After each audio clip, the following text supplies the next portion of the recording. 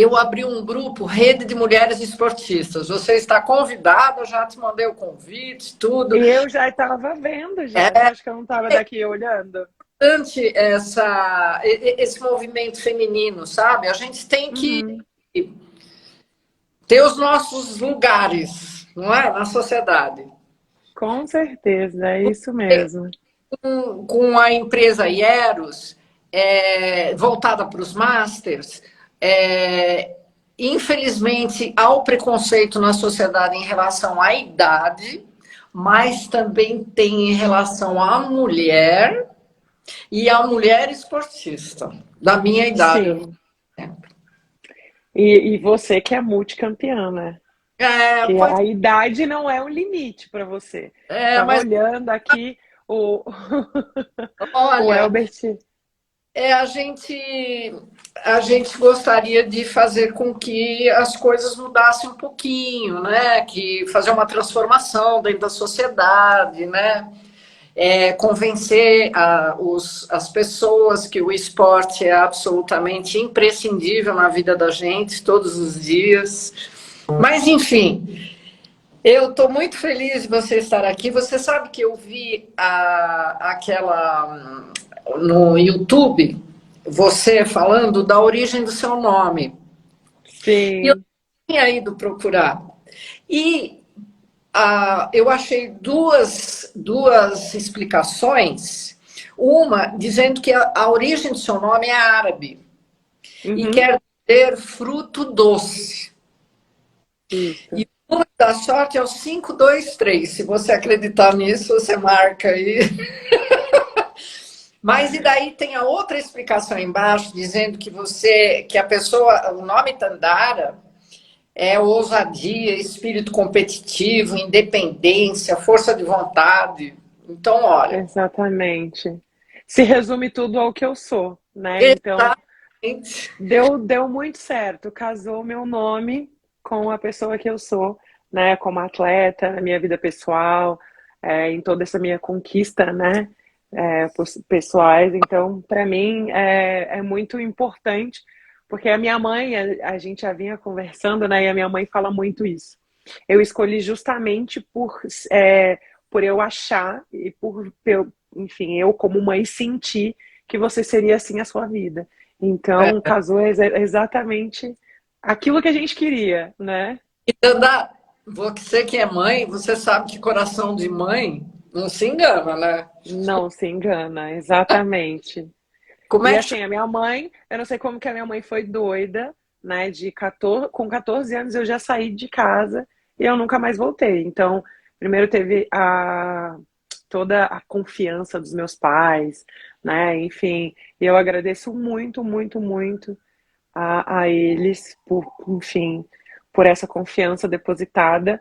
E eu me sinto muito orgulhosa com todo o meu caminho percorrido dentro do esporte e fora dele também, que para mim está sendo indescritível. Eu estou colhendo, né, o fruto desses 18 anos. E eu sou muito orgulhosa de mim. nossa, Acredito que os meus pais também estejam todo mundo completamente orgulhosos. você, Tandara. Você, Amém.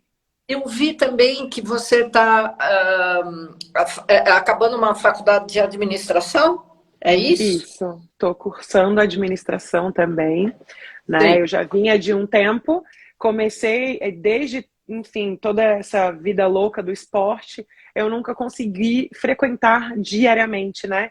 Então a Sim. gente comecei a fazer um EAD e a gente vai fazendo matéria por matéria, vai eliminando, enfim, tá bem distante, né? Foi bem complicado, mas graças a Deus estou conseguindo cursar, eu estou conseguindo conciliar, né, um pouquinho, levo a Maria Clara para a escola no período da tarde, então à tarde eu tenho um pouquinho, 2 horas, 3 horas para estudar, então é importante porque o meu pai sempre me cobrou isso, então eu nunca pude continuar a jogar se eu não estudasse, então eu tive que conciliar realmente os dois, e eu agradeço a ele por me cobrar dessa maneira, né, porque tem atletas em que eu vejo que não tem ensino médio completo, né? Então, para mim é com certeza uma vitória muito grande ter um curso superior. E, sobretudo, eu acho que nós mulheres a gente tem que ter mesmo curso, armas para poder se defender na sociedade, não é? Com certeza. É importantíssimo. É, diga isso para sua filha, porque realmente é uma. Vou tentar. É um desafio muito grande você criar um filho, né? E estou tentando passar para ela tudo aquilo que a minha mãe me ensinou. Então, os nossos princípios, os nossos valores, né? Mostrar que nós devemos, nós mulheres, independente de qualquer coisa, temos que nos valorizar também, dizendo para ela o que é o certo, o que é o errado. Mesmo ela tendo 7 anos, ela é muito, muito inteligente. Então, para mim, se ela conseguir absorver um pouquinho, vamos colocar assim, uma frase do que eu disser para mim já vai ser uma evolução muito grande. Então, esse é um ponto em que a gente tem que martelar muito, porque esse laço entre pai, mãe e filhos, eles precisam existir. Além do respeito, né, da família em si, faz toda a diferença. Tandara, ela pratica o esporte? Sim, ela pratica hoje. Não é novidade que eu tenho uma escola de voleibol, tenho 8 meses aqui na cidade de Osasco. Na verdade, é divisa com São Paulo, num clube, e eu tenho hoje, graças a Deus, 125 alunos, né, que Nossa! eu posso ensinar o voleibol. E ela faz parte, ela é uma dessas alunas, ela é uma aluna desses 120.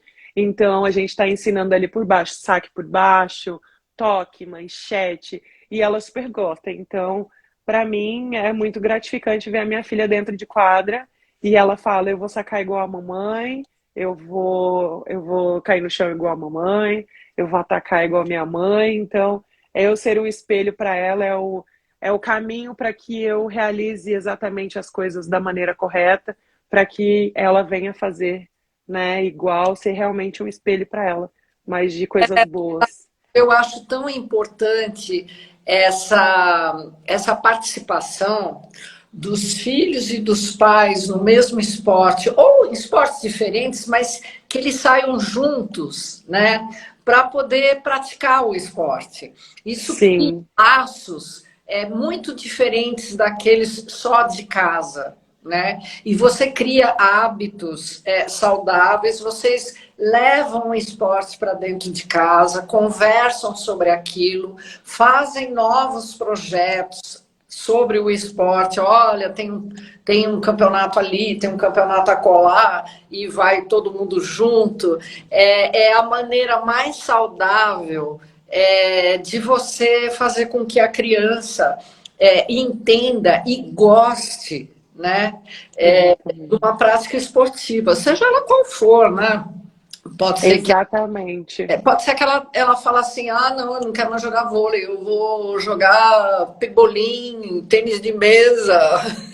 Que seja, o incentivo ele tem que vir de casa, né? Isso eu acredito que é o que falta um pouquinho, principalmente para o nosso Brasil, porque não é cultural, né? Não. A gente vê em outros países, China, Estados Unidos, Alemanha, e que realmente é a cultura, né, do esporte vinha de berço. E aqui no Brasil a gente não tem isso. Então, eu acho que falta um pouquinho mais desse incentivo. E para mim, a Maria Clara hoje está seguindo os meus passos, é muito importante. Por primeiro, ela faz atividade física 2 vezes na semana de manhã, fora o período da tarde quando ela está na escola. Então, para mim, colocar ela para se movimentar, tirar ela do tablet, tirar ela do celular, né, da televisão. Para mim, isso é muito importante. Eu acho que nós, mães, precisamos nos preocupar um pouquinho mais, né, com a visibilidade dos nossos filhos, o que eles estão assistindo, o que eles estão fazendo, né? Até mesmo, eu vi até hoje uma sátira muito pertinente e que aí ela coloca assim, né? A criança tá com um tablet na mão, enfim, e ela fala: papai, vem aqui, vem me ver jogar. E aí o pai coloca e fala assim: ai, mas eu tô tão entediado, não é que eu gosto.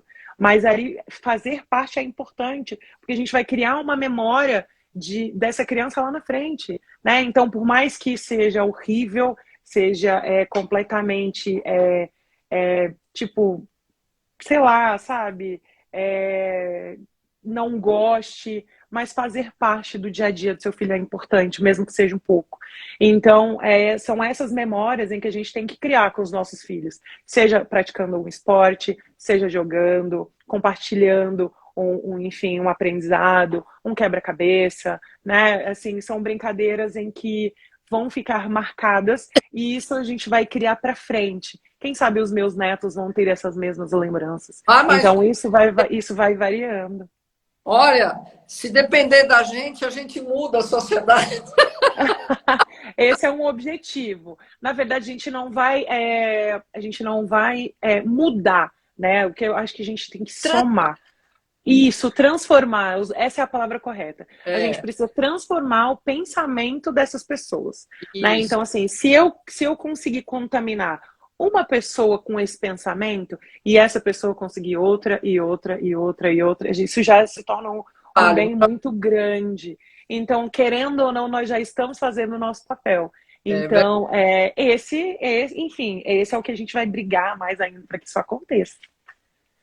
você sabe que, falando de master, né, que nós aventamos assim a conversa um pouquinho sobre isso também. A natação, ela considera o atleta master muito precoce, né? 25 anos é master, meu Deus do céu, né? Exatamente. Vôlei é 35, mas assim. Mas você não acha que pelo fato de vocês, sobretudo vocês, praticarem um esporte com muita intensidade, com muito volume, vocês adquirem também uma longevidade dentro da própria performance? Bom, assim, querendo ou não, o voleibol ele não é um esporte de muito contato, né? Sim, Mas a gente salta muito, né? A sim. gente cai no chão frequentemente. Por exemplo, para a gente depende muito da posição em que jogamos. Por exemplo, a Arlene, para mim, foi o maior exemplo, jogando até 51 anos como líbero. Ela foi a vida inteira dela líbero. E para mim ela não tinha que ter parado, porque ela estava, né, ela estava conseguindo efetuar enfim, e ela estava dando baile em muita menina novinha, então não tinha que parar, né? Ela tinha um gás absurdo. E, por exemplo, hoje o maior exemplo é a Carol Gataz, com 41 anos, está dentro da seleção. Né? A Valeuska aposentou a temporada passada com 40 anos também. Então Então, varia muito, né, da posição. E aí tem todo o cuidado físico, né, psicológico, porque muito mais do que cansaço físico é o cansaço mental da gente, porque é a rotina todos os dias, aí você tem que ser resiliente com isso, você tem que ter disciplina, né, perante a todo esse projeto. Mas claro que a gente adquire uma longevidade muito, muito bacana, porque isso te incentiva mesmo depois de ser master a continuar praticando atividade física. Eu nunca vi uma atleta em que parou completamente e não jogou absolutamente mais nada, ou ela sempre vai no clube, vai bater uma bola na areia, vai bater uma bola na quadra. Claro que não vai ser com a mesma, enfim, com o mesmo tempo de profissional, que geralmente são 6, 7 horas por dia de profissional, né? O rendimento é completamente diferente, muito mais cansativo. Mais para frente, você vai fazer por quê? Porque você gosta, porque você quer fazer uma atividade física. E isso é muito importante para que nós consigamos ter uma saúde, principalmente a saúde mental. Né? E eu sempre falo, quando eu falo em saúde, a mental vem primeiro. Porque se a gente não estiver bem mentalmente, a gente não está bem fisicamente e a gente não consegue executar exatamente aquilo que a gente quer. Então, faz completamente a diferença. Hoje, para mim, estou numa correria absurda, confesso que não estou conseguindo treinar. Eu vejo muitos comentários também, falam assim, nossa, Tandara, você tá tão gordinha, eu engordei 23 quilos nesse último ano e 2 meses. Então, mas pretendo voltar lá, buscar todo aquele balde que eu chutei, porque eu quero voltar. Não estou feliz com o que enfim, da forma em que eu me encontro. E eu quero sim voltar, mas para minha saúde principalmente, né? Eu tenho que estar bem comigo. Então, esse bem-estar pessoal, para mim, é muito mais importante do que eu simplesmente estar dentro dos padrões para que enfim, para que a sociedade, para a população me julgar sobre, né? Então é muito mais eu do que o próximo. Você tem toda a razão. Vocês com certeza devem ter apoio psicológico, né? Deve ter um profissional que trabalha com vocês. Ah, então Sim. eu posso ser muito ousada. Conta um pouquinho dos bastidores, sabe? Porque é assim, o pessoal entrando na quadra e você vibra com aquele jogo maravilhoso, mas a gente E não tem noção dos bastidores, né? não, Para vocês realmente não tem. treinam, como é que é a pressão, né? É absurda. Entre vocês e o treinador. Ai, conta. Então, assim, muitas das vezes as pessoas olham a gente lá na quadra, parece ser intocável e inalcançável, né? Mas por trás disso existe muita cobrança, muita responsabilidade, né, com essa questão. A pressão da torcida, a pressão de comissão técnica, enfim, a pressão de família, a pressão de torcedor é absurda, Da né? Então, própria, assim, né? e tem exatamente isso. Então, assim, como eu já disse, o desgaste emocional ele é muito pior. Então, talvez o meu corpo seja apenas um reflexo do que a minha mente está, né? Então, tem atleta que faz acompanhamento psicológico, tem atletas que fazem, tem outras em que se submetem a yoga, né? Enfim, faz terapia 2, 3 vezes na semana. Eu sempre eu sempre fiz minha terapia 2 vezes na semana, fazia ali, claro, tem o meu momento de concentração. Querendo ou não, a partir do momento em que a gente atinge um pouco mais, né, a maturidade, a gente entende, né, do que a gente precisa. Então, naquele momento que você está um pouquinho mais ansiosa, aí você fala, não, se eu fizer isso, eu vou conseguir me concentrar mais, vou diminuir essa ansiedade. Aí eu estou muito nervosa, então técnicas de respiração. E a gente precisa muito disso. Claro que tem um acompanhamento psicológico, né, como psicólogo, mas geralmente fala assim, eu não preciso, eu sou forte, não dá, esse não é o momento. Mas, enfim, a gente sempre está ali se cuidando de alguma maneira, né? Porque é importantíssimo demais. Porque, querendo ou não, ali na quadra, o que manda mais é a cabeça. Como eu disse antes, a minha performance ela vai ser reflexo da minha cabeça. Então, eu sempre tenho que estar bem, para mim, aqui, a partir do momento em que eu entro na quadra, eu esqueço que eu tenho filho, que eu tenho mãe, que eu tenho pai, que eu tenho tudo, porque ali é só andar a quadra e o voleibol, que eu sou completamente apaixonada. Então, é bem desgastante, né? Mas é muito gratificante ao mesmo tempo, dá aquele frio na barriga, né? Aquela sensação de, nossa, eu quero, de vontade, de entrar, de querer entrar em quadra. É uma sensação, assim, para mim, indescritível ainda. E a partir do momento em que eu perder esse friozinho na barriga, que eu acho que esse momento, né, de parar, de não gostar mais, sentir aquela sensação gostosa que é a hora de parar. Mas só de olhar, assistir jogo na TV, enfim, só o jogo reprisado, que você sabe como que já aconteceu, como que foi, se foi semifinal, se ganhou, se perdeu. Mas aquele friozinho na barriga, ele ainda existe, com certeza.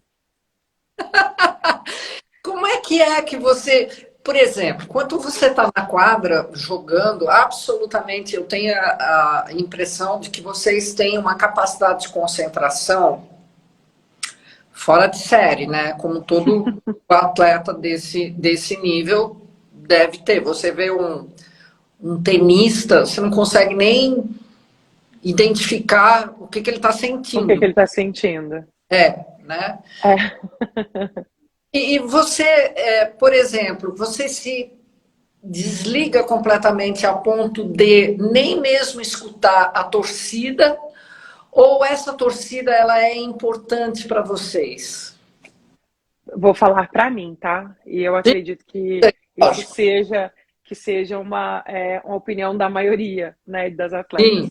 Eu, particularmente, amo jogar com torcida contra. Esse, para mim, é um fator em que eu escuto muito, então eu presto muita atenção Então, por exemplo, na arquibancada tem alguém que tá me xingando e que fala, nossa, Tandara, você é ruim, que você vai errar, tá, tá, tá, tá, tá, tá. Eu observo aquela pessoa.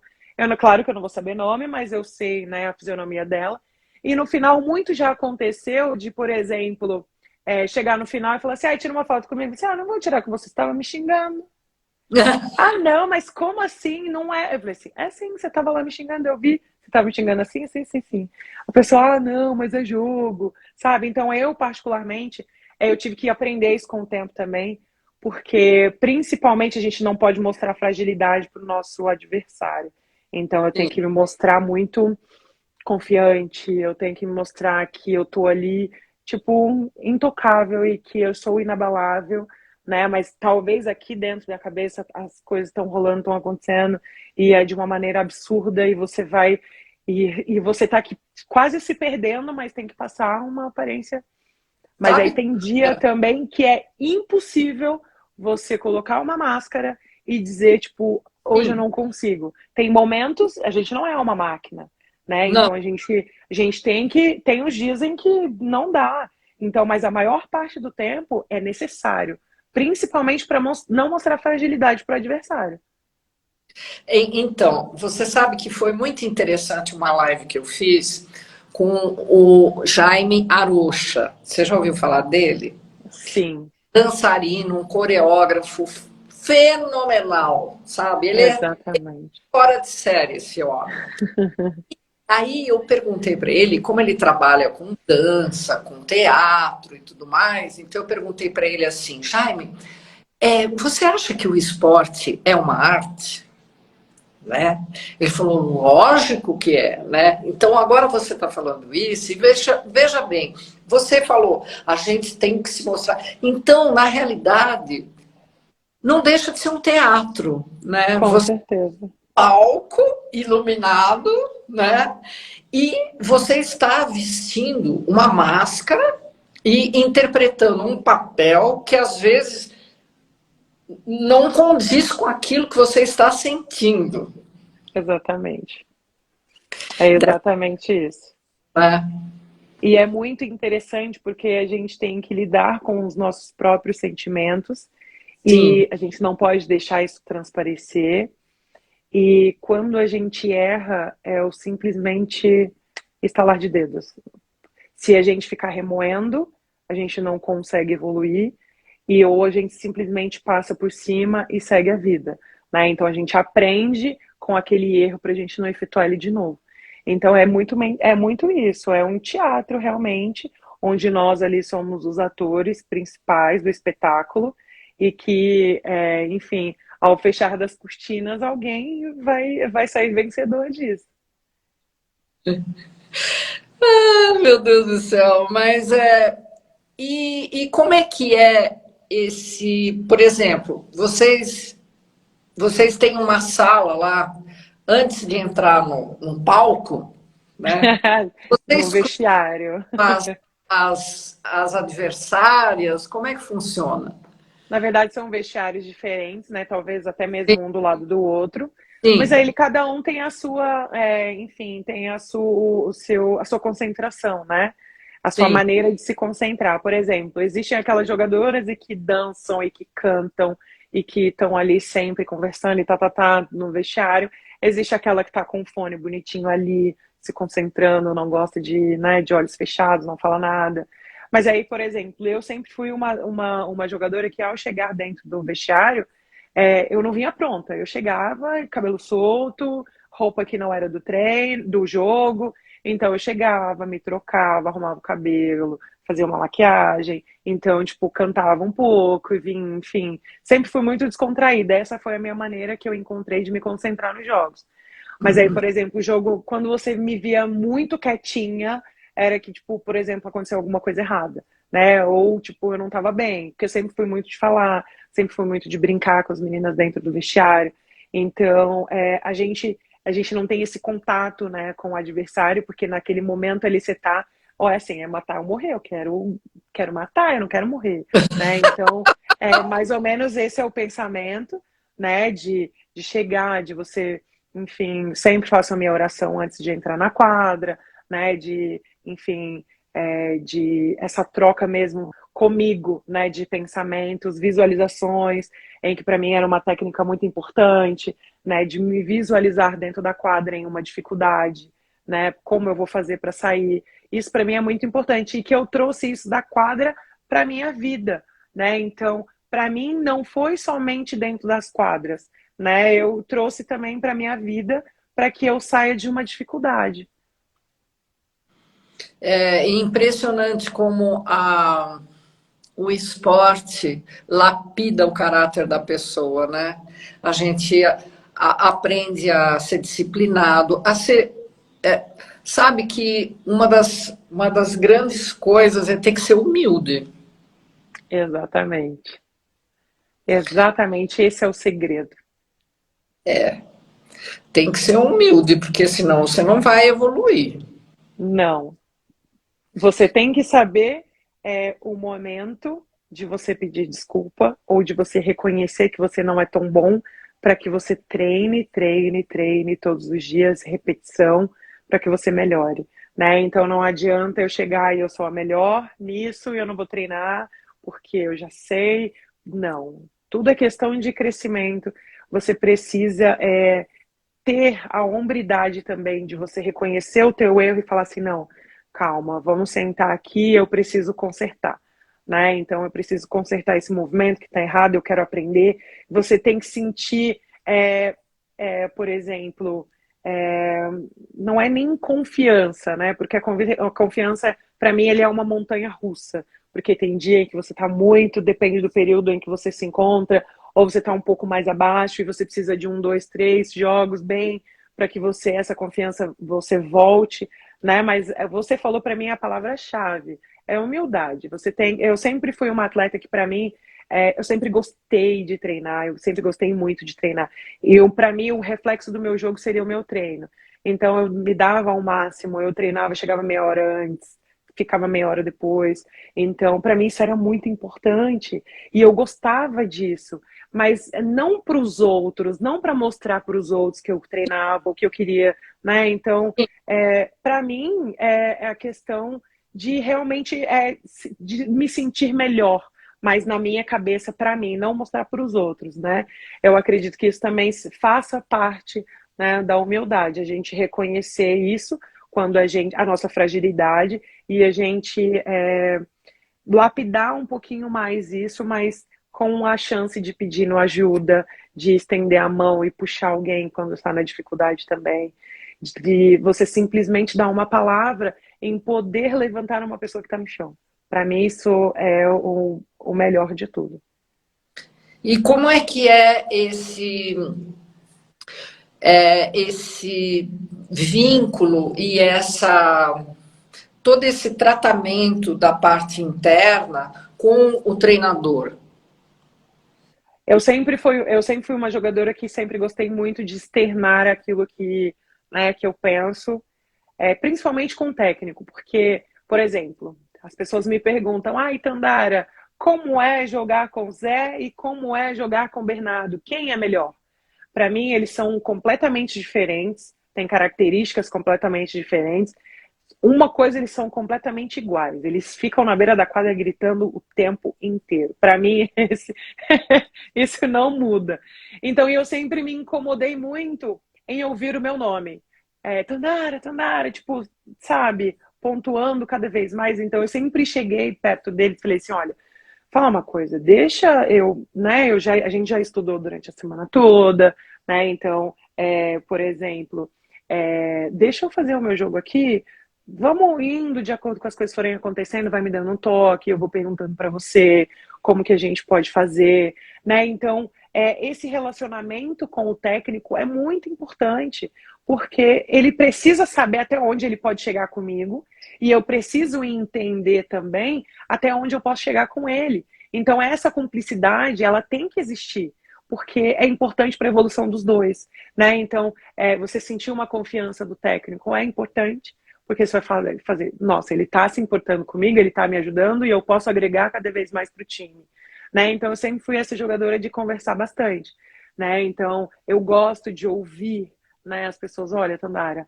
aprende um pouquinho mais para lá, um pouquinho mais para cá. Claro que existe um momento de raiva, um momento em que nada tá dando certo e que você tenta tudo. É difícil você ouvir, mas é nesse momento que vai fazer você crescer. É esse momento da sua evolução, né? Então, eu sempre gostei de ouvir muito e eu também gostei muito de trocar, sabe, informações, de trocar o que a pessoa pensa. Eu não vou simplesmente falar para você, vou impor que você pense igual a mim. Não. Eu quero que você pense, eu vou falar uma coisa para você repensar, talvez você esteja errado, mas não, talvez, olha, desculpa, eu estou errada, porque precisa esse entendimento, né? Essa troca, ela é importante, e principalmente quando é um jogo coletivo, porque nem todo mundo é igual, né? Ninguém, na verdade, ninguém é igual. São totalmente diferentes. Então, mas as pessoas têm limitações. Talvez umas suportam uma pressão um pouco maior, talvez outras não.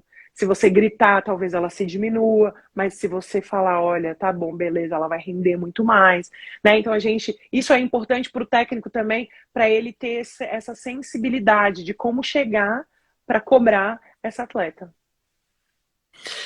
Você sabe que eu tenho assim verdadeira reverência, sabe, por esses técnicos. É verdade, porque eles não buscam tão somente o resultado. Tudo isso é uma doação inacreditável e um amor profundo pelo que eles estão fazendo, sabe?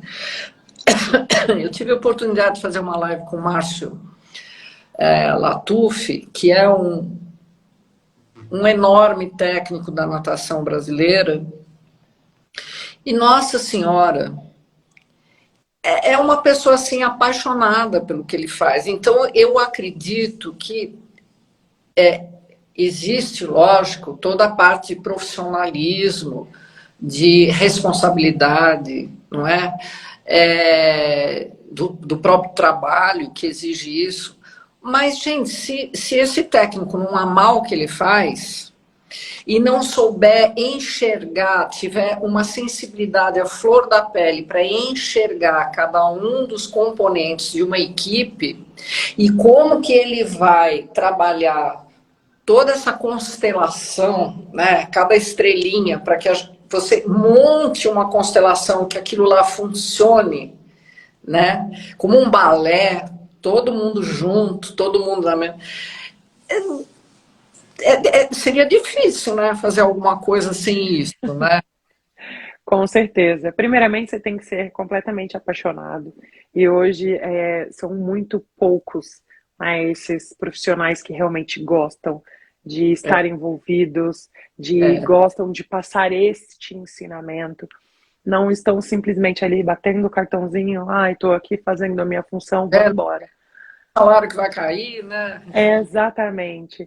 Essa é uma questão que me preocupa bastante hoje, principalmente no esporte brasileiro, né? Porque existem muitos aí que estão só batendo o cartão, mas que na verdade, né, não conseguir efetuar, passar aquilo que realmente precisa ser passado, né? Mas esses que fazem com paixão, que tentam da melhor maneira, igual você colocou, reorganizar, né, toda essa constelação para que fique uma coisa linda depois, no final, sabe? Que seja um espetáculo maravilhoso, eles precisam ser valorizados, muito, porque isso não é fácil, principalmente nos dias de hoje. Você vê como tudo tem a ver com teatro, você falou Exatamente. Assim, olha, o palco... Gente, um esporte desse é um espetáculo. E o treinador é o diretor de tudo isso, né? Exatamente. Então, ele é o maestro, né? Dessa orquestra toda maravilhosa, né? Olha, é difícil, eu não sei como é que funciona a formação de um técnico desse? Qual é o percurso que a pessoa tem que fazer? Você sabe? Olha, depende muito, né? Por exemplo, existem já aqueles técnicos que eles não teoricamente estudaram educação física, não passaram por todo o processo, Sei. né? Que simplesmente eles vinham de um entendimento, por exemplo, de alto rendimento. Joguei 30 anos da minha carreira. Peguei um CREF e regularizei e consegui ser um técnico. Mas, por exemplo, ele precisa fazer um técnico nível 1, ele precisa fazer nível 2, ele precisa fazer o nível 3, né, da confederação, que é obrigatório. Aí tem, enfim, cada nível você pode efetuar um papel, né, dentro de um time. Mas, por exemplo, existem aqueles raízes mesmo que vêm desde o início, que cursam a educação física, que fazem, enfim, toda a pós, em que aí sim, vou me especializar em voleibol. Mesmo assim, é necessário fazer os cursos da CBV para se enquadrar nos padrões, né? Por exemplo, eu falo hoje CBV porque o meu nicho é o voleibol, então é a referência que eu tenho. Sim. Enfim, então é isso. Hoje a gente está querendo, por exemplo, Tandara, eu jogo há 18 anos, eu não cursei uma faculdade de educação física, eu simplesmente faço administração, mas tenho uma escola de voleibol. Então, eu fui até o CREF e falei, olha, eu quero dar aula de voleibol. E aí, dentro disso, o presidente do CREF falou, você tem 18 anos de carreira, se você quer dar aula de voleibol, você é especializada em dar aula naquilo que você faz. Então, assim, e é uma briga muito grande, porque, por exemplo, eu não quero simplesmente dar aula de voleibol, eu quero ensinar. Então, foram 18 anos de carreira para que eu venha ensinar. E mesmo assim, ainda não me permitiram. Ok, é certo, é o correto. Mas também o meu lado de atleta, que fui atleta há 18 anos, também não estou errado em querer dar aula de voleibol, né? Sendo que eu fiz isso a minha vida inteira. Então, existem ali um peso, né, e duas medidas, né, para que isso seja realizado. Mas É, existem vários caminhos, né, como sim, eu já especifiquei aqui, em que eles podem realmente chegar, enfim, num alto nível, em que seja realmente um técnico sendo da vontade dessa pessoa. porque vocês têm algo chamado vivência. Exatamente. E isso ninguém tira, não é? Não, verdade. Você viveu aquilo, você não. Porque tem tanta gente que faz faculdade e não viveu aquilo que está fazendo. Exatamente. E talvez não seja de onde vem toda essa paixão de passar por próximo, né, de ensinar completamente. Não está ali por necessidade, não estou dizendo, né, que essas pessoas estão ali por necessidade. Longe de mim dizer isso, pelo amor de Deus. Mas estou dando um exemplo, né, de continuidade, né, do trabalho, do reconhecimento, da valorização desta pessoa dentro do esporte. Você citou aí uma hora a técnica de respiração. Qual seria a que A você. técnica de respiração a que eu uso, que é É, muito difícil dentro do voleibol, se respirar fundo e soltar com calma. Pensando, porque assim, por exemplo, eu sempre fui muito ansiosa dentro dos jogos também. Então vem o nervosismo e vem a ansiedade. Então sempre, qualquer pessoa, na hora que me vê dentro de uma quadra, vai saber que eu estou fazendo na hora, porque Aí eu dou aquela segurada um pouquinho aqui em cima e fecho o olho e pensa, sabe, centralizando ali aquela raiva, tentando tirar, né, de calma, vai dar certo, aí vem o pensamento, porque na verdade você pensa em tudo, né?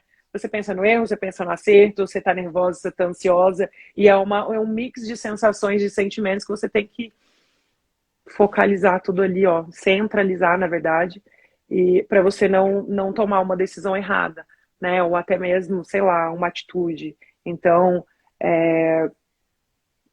isso me ajudou demais. Isso me ajudou demais. E principalmente veio quando isso? Depois do nascimento da Maria Clara. Né? A Maria Clara nasceu em 2015, então nos últimos anos foi uma maneira de me centralizar e falar assim, não, calma. E eu senti que fez muita diferença para mim. Isso me ajudou demais. Mas tem gente que não funciona, né? Mas para mim funcionou. Então é questão de adaptação e também é muita particularidade, né, de você cada atleta. Não, Tandara. Não entendi, perdão. Você faz meditação? Não, isso é uma coisa que eu Não. não faço. Eu acho que nem eu não consigo fazer yoga, não consigo ficar quieta, parada. Ah, Não eu tô. sei, me irrita muito mais do que me relaxa. Então, É, eu sou mais de, sabe? Eu sou muito é, mais elétrica, assim. é, é. Quantas horas vocês treinam, que você falou? Depende. 6 horas, depende do técnico, um pouquinho vai, um pouquinho mais. Porque de manhã envolve o treino técnico de manhã, mais a musculação, aí tem algumas que fazem pilates a mais, fazem aeróbico a mais. Então acaba sendo ali 3 horas, 4 horas pela manhã, dependendo, né? Aí tem a fisioterapia também, que é treino. E no período da tarde, mais 2 horas, 2 horas e meia. Dependendo do técnico, já peguei técnico que já deu 3 horas de treino no período da tarde. Então, já teve muitos loucos que passaram pela minha vida, aquele que dá 1 hora e meia de treino e tá tudo bem, mas aquele também que já deu 3 horas e meia de treino à tarde, a gente sai com a língua lá no pé, mas tá tudo bem, Imagina. faz parte. É. E aí você tem que. Como é que era, por exemplo? Você pode descrever um dia? Ó, por exemplo, vou colocar na temporada passada que eu joguei em 2021, né? A temporada 2020-21 aqui em Osasco. E então eu fazia assim. O treino geralmente começa às 9 horas, então eu começava na quadra com 1 hora, 1 hora e 20 no máximo de treinamento na quadra. Geralmente treinava com as ponteiras, sempre gostei muito de treinar passe. Então, passe, defesa, levantamento, enfim, 1 hora, 1 hora e 20. Subia para musculação, fazia mais 1 hora, 1 hora e meia de musculação, mais meia hora de pilates. Físio, eu sempre fugia muito, né? Eu nunca gostei muito. Como eu já disse, eu não gosto de ficar muito parada. E aí, beleza, saía de lá 12h30, 1 hora da tarde, porque eu não gosto de fazer nada correndo também. Fazia tudo com calma, com paciência. E só aí já deu 3 horas, né? Então, vinha para o período da tarde. Aqui em Osasco, a gente tem uma particularidade do Luiz Omar, ele gosta muito de treino com muito volume, a intensidade muito grande, mas um período muito curto. Então, por exemplo, a gente treinava 2 horas no máximo, né? Quando eu jogava na Mil em 2013 com o Zé, teve treino da tarde que eu chegava às 5h30 para treinar e saía 8 horas da noite, né? Então, varia muito desse, né, de técnico para técnico. É uma experiência muito é, na verdade, muito extrema de um para o outro. É nessa minha comparação. Mas também eu me sentia muito bem também, né? E agora eu tenho uma pergunta para você. Agora eu que tenho, que você está me perguntando, me perguntando, me perguntando, e aí eu tenho curiosidade de perguntar para você agora.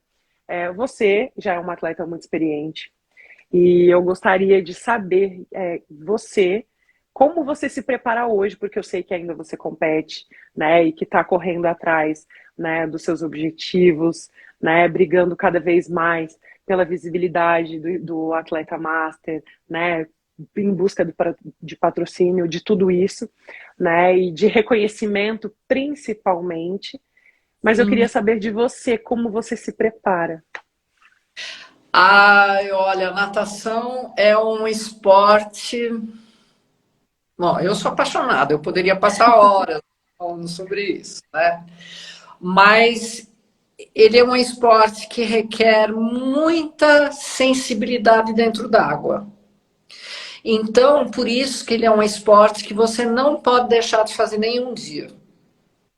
Então, eu tenho 67 anos e atualmente eu nado entre 4 e 5 quilômetros por dia, 6 vezes por semana, fora os finais de semana que eu vou fazer uma competição ou na piscina, porque eu nado águas abertas também, né? Uhum. Então, eu nado, digamos, minha especialidade seria o 50 livre, mas eu nado também, eu procuro nadar as águas abertas, porque eu não faço prova de menos de 3, 5 quilômetros, porque isso dá bastante resistência para a gente. E você sabe que com a idade a gente vai perdendo massa muscular, você Sim. vai tendo uma série de entraves devido à idade, né? Então, eu cheguei à conclusão que quanto mais você faz, melhor é. Isso é muito bacana. E É, realmente é assim. é verdade. Quanto É mais você faz, mais você quer e busca mais, cada vez é mais. melhor para o teu corpo. É uma coisa inacreditável, sabe? Eu não tenho problema de levantar da cadeira, eu não preciso me apoiar para levantar. Eu tenho duas pernas que estão, sabe, fortalecidas. Sim, Então, eu treino todos os dias, de segunda a sábado. Quando eu não treino no sábado é porque eu estou nadando em algum lugar. Eu procuro fazer musculação, mas eu não conheço nenhum nadador que goste de fazer musculação. É um treco assim muito nenhum. chato, sabe? Mas Isso é verdade. Conheço vários nadadores em que fazem a mesma declaração. nossa, mas é muito chato, rapaz. Eu não sei se é porque, bom, enfim. E eu acho que do teu esporte para o meu, o que acontece é que o meu, entre aspas, ele é individual, né?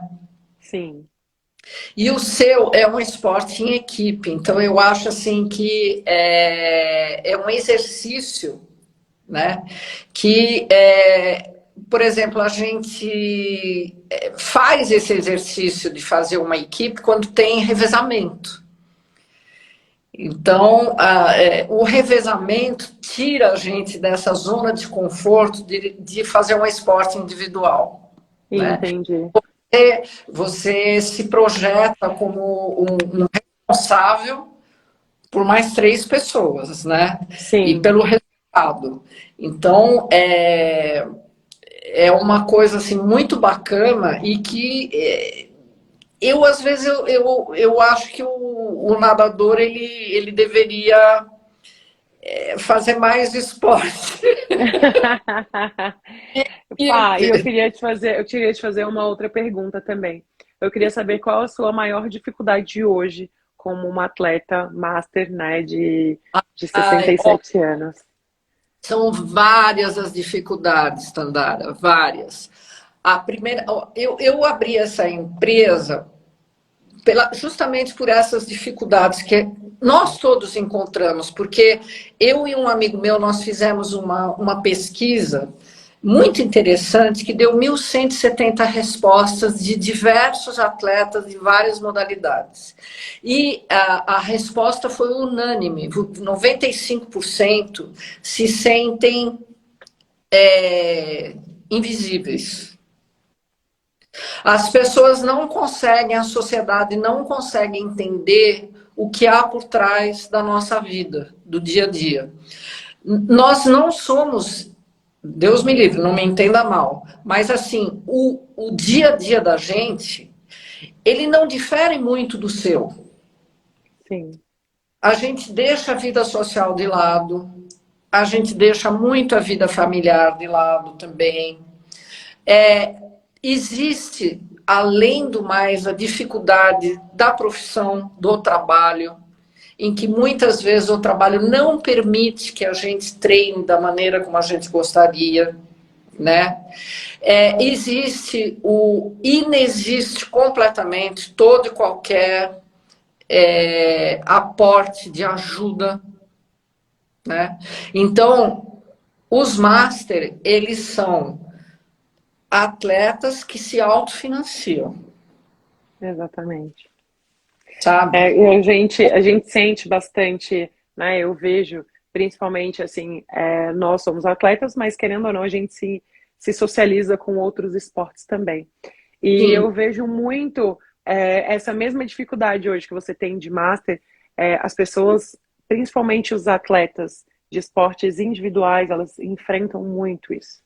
Né? Então, o esporte coletivo não, já tem o patrocinador do time, então já carrega uma outra coisa e incentiva muito, me incentivou muito, né, sobre essas questões, por exemplo, de políticas públicas para atletas, de reconhecimento, né, porque a gente simplesmente passa uma vida, né, defendendo uma camisa, um clube, mas a gente só é valorizado enquanto estamos, né?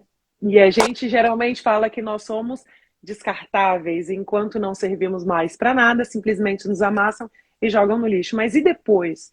o que que essa pessoa vai fazer depois, o que que esse atleta vai fazer no pós, né? Então, envolve todo esse questionamento, né, sobre, porque a gente não está falando simplesmente de um atleta ali, nós estamos falando de um cidadão, né? Então, essa é a questão em que a gente mais bate e que é o que eu escuto muito agora.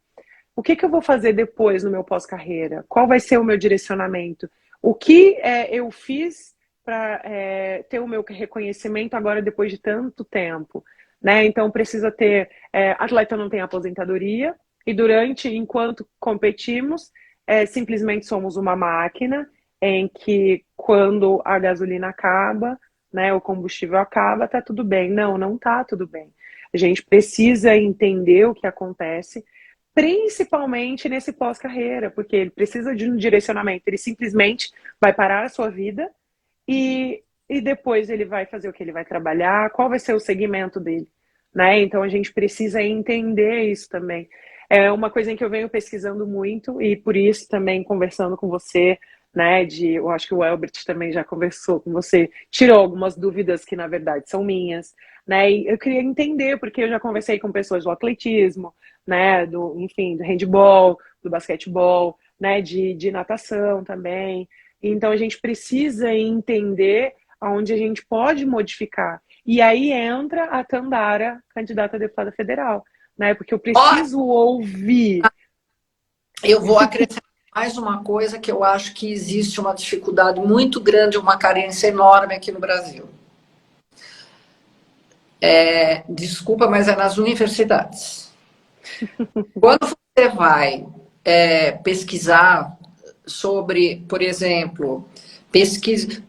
Eu sou de família francesa, né? Então, eu abri canais com pesquisadores franceses e existe muita pesquisa, mas muita pesquisa na Alemanha, na França, na Inglaterra, nos Estados Unidos, em relação aos esportistas masters, sabe? Existe muito estudo. Aqui no Brasil existe muito pouca coisa. Então, você tem, por exemplo, quando você vai ao médico, eu me incluo nisso, os atletas master, porque veja bem, os master vão de 30 a 100 anos, Tandara. Então você tem Sim. uma gama imensa disso aí. Nós vamos ao médico e o médico é sedentário. Ou o fisioterapeuta é sedentário. Ou qualquer um, tá? Então, a pessoa ela vai fazer um diagnóstico correto. Porém, o tratamento dado não é o apropriado para a gente, porque nós somos pontinho fora da caixa. E esse conhecimento não existe. Eu fiz algumas palestras junto a algumas universidades para os alunos de educação física e eles ficaram assim... Nossa, nunca ninguém falou nada de master, a gente nem sabia que existia.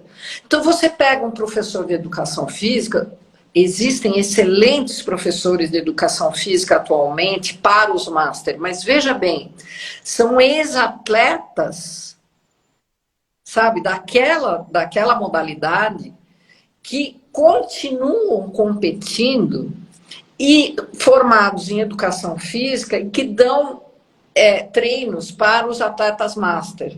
E eles só vão descobrindo as dificuldades dos atletas master a partir da própria vivência e do próprio envelhecimento dele.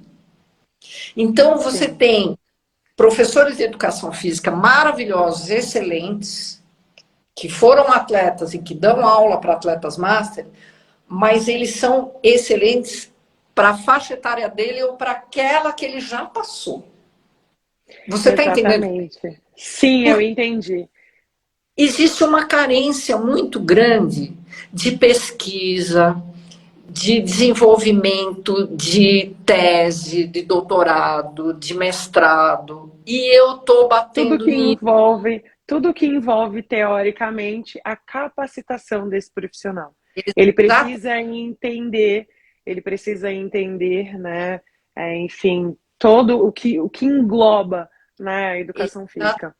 E aí a gente, por exemplo, eu fiz um vídeo essa semana em que eu falo assim, educação física teórica, eu não acredito que ainda isso exista no Brasil. Não querendo dizer que não é necessário a teoria.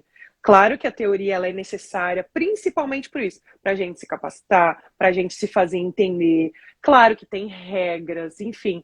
Mas quando você aprende na prática, é muito mais gostoso, né? Porque você prende muito mais a atenção.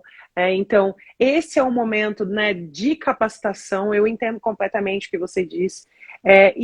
Claro, é a minha visão também, porque eu quero que melhore, né? Porque não sou. Hoje eu tenho 33 anos, mas é amanhã? E se eu tiver 67 anos?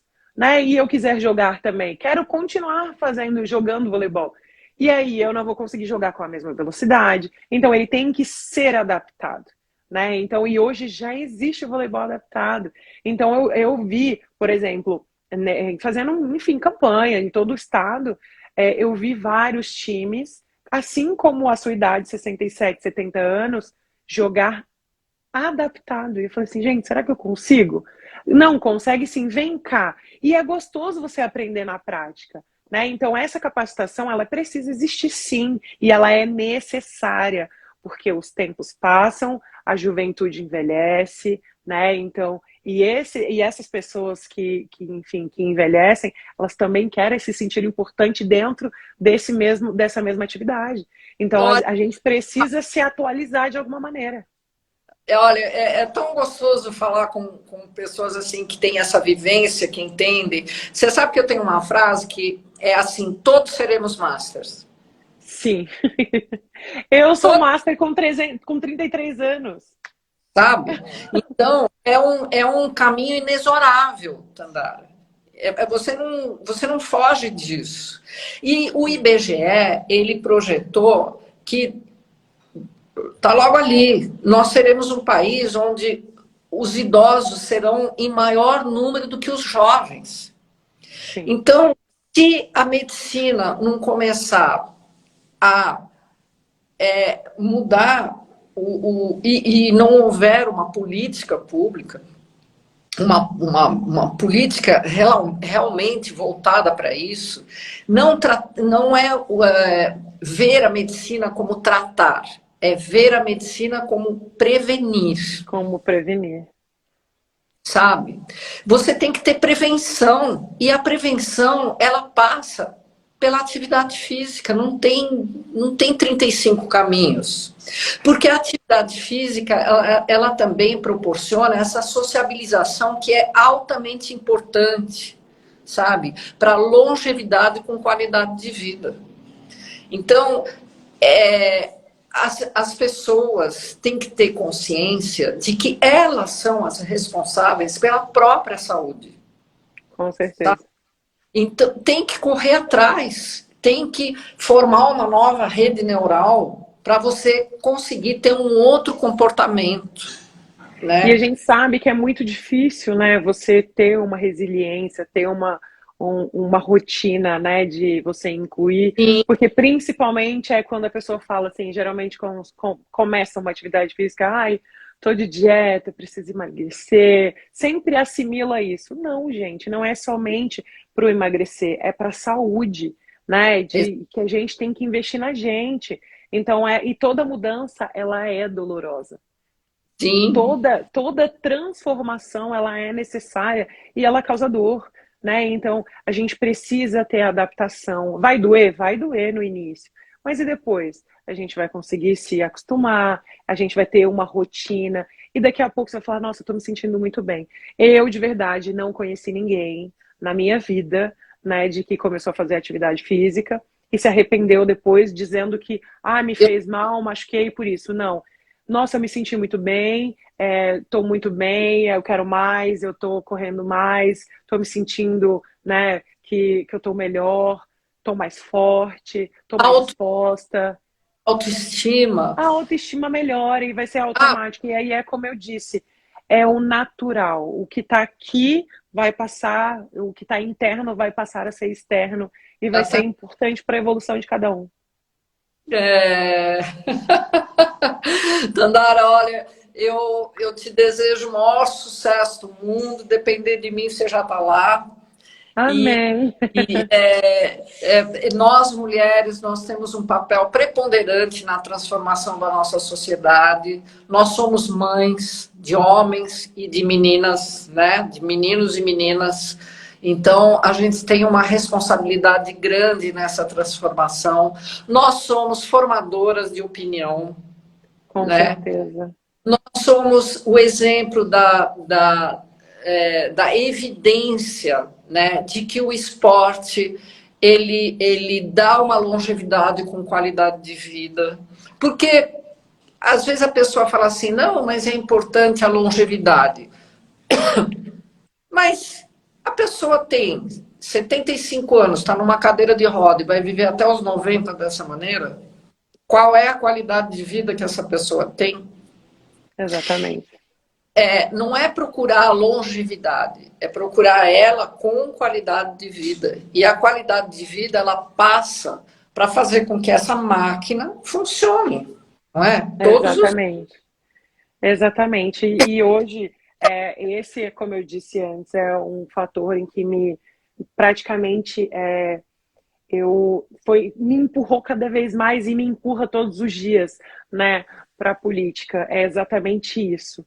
Fazer políticas públicas através do esporte, porque eu acredito que seja um meio. Claro que eu tenho obrigações, eu tenho inúmeras obrigações se eu for eleita.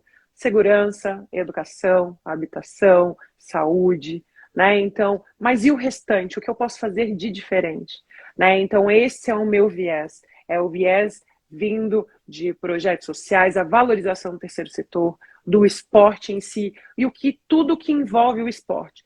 Esporte de alto rendimento, esporte amador, que hoje movimenta muito mais do que o esporte de alto rendimento, né? Que emprega muito mais, muito, enfim, tudo aquilo de bom que o esporte traz, né? Então, para mim, na escola, enfim, ter educação física nas escolas práticas também tem que ter teórica? Tem que ter, mas tem que voltar a ter a prática também, para ajudar todo esse viés, que é o que é o de benefício que o esporte traz também.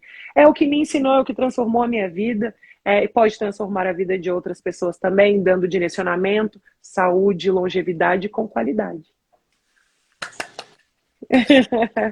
Cara, aqui existem muitos eventos esportivos atualmente para o esporte amador.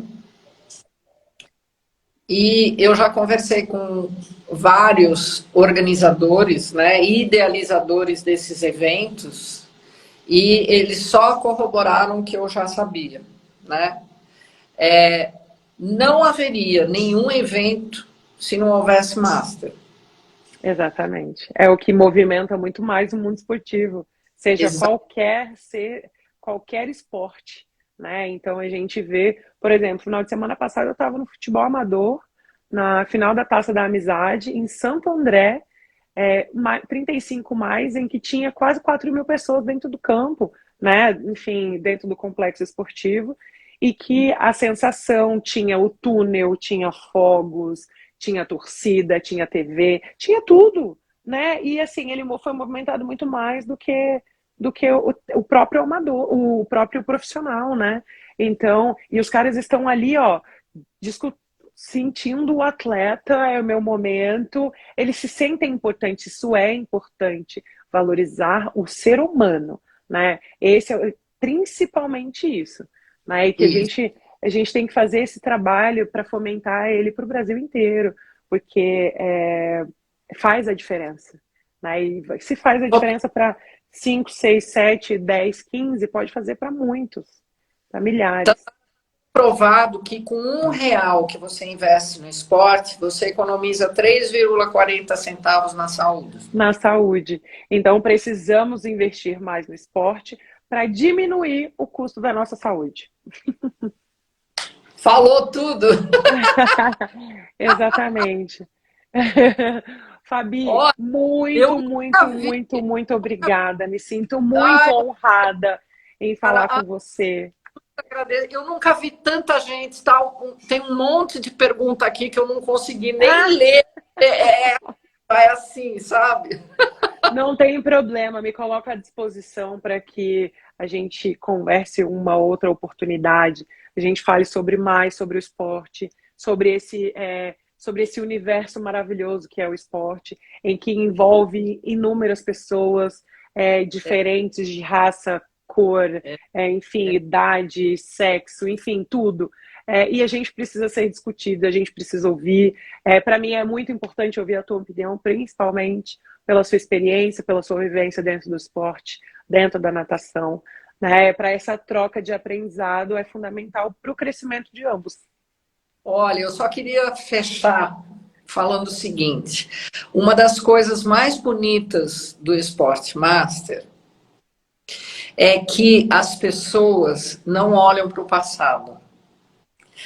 Os esportes fazem com que a gente só olhe para o futuro e que a gente sempre faz projeções. Nossa, o ano que vem tem um campeonato mundial no Japão.